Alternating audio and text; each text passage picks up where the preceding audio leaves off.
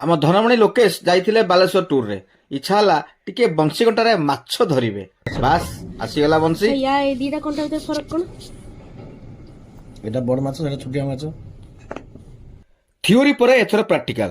ଆମ ଅଜା ବାଉଁଶ କଣି କାଟି ରେଡି କରିଦେଲେ। ତାପରେ ପରେ ଆମ ମାଇଁ ଧନକୁ ଧରି ଗଲେ ଧାଇଁ ମାଛ ଧରିବା ପାଇଁ। ବଂଶୀ କଣ୍ଟା ପକେଇ ବାବୁ ଅପେକ୍ଷା କଲେ। ହେଲେ କିନ୍ତୁ ପରନ୍ତୁ କାହିଁ ମାଛ ଧରା ପଡୁନାହାନ୍ତି। ଶୀତ ଦିନ ଆରମ୍ଭ ହେଇଛି ତ ମାଛ ସବୁ ଥଣ୍ଡା ଯୋଗୁଁ ଭିତରେ ପଶିଯାଇଛନ୍ତି ବୋଧେ, ଆଉ କେହି ବାହାରକୁ ବାହାରୁ ନାହାନ୍ତି। ଏଇ ମାଛ ଲାଗିଛି, ମାଛ ପଡିଛି, ମାଛ ପଡିଛି।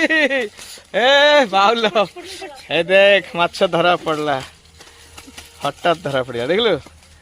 ଠିକ ଅଛି, ଏଇ କଣ ଏଇଟା ବାଉଲ କର ନା। ତେବେ ମାଛଟିକୁ ଖଡାରୁ ବାହାର କରି ମାମୁଁ ହ୍ୟାଣ୍ଡଓଭର କରିଦେଲେ ଲୋକେଶକୁ।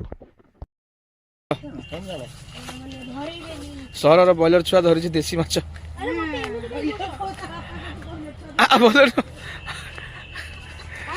ହେ ବାସ୍ ହେଲା, ଏଇଥିପାଇଁ କୁହାଯାଏ ବ୍ରଏଲର ଛୁଆ।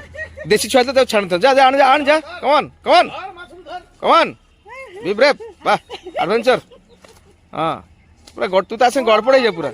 ଧର ତାକୁ, କାମୁଡିବନି ସେ, କାମୁଡେନି ସେ, ମଣିଷ କାମୁଡେ। ସେମିତି ଧରତେ ପୁରା ଉଠା ତାକୁ, ଥକ ଥକ ହବ ତାକୁ ଧରିବା।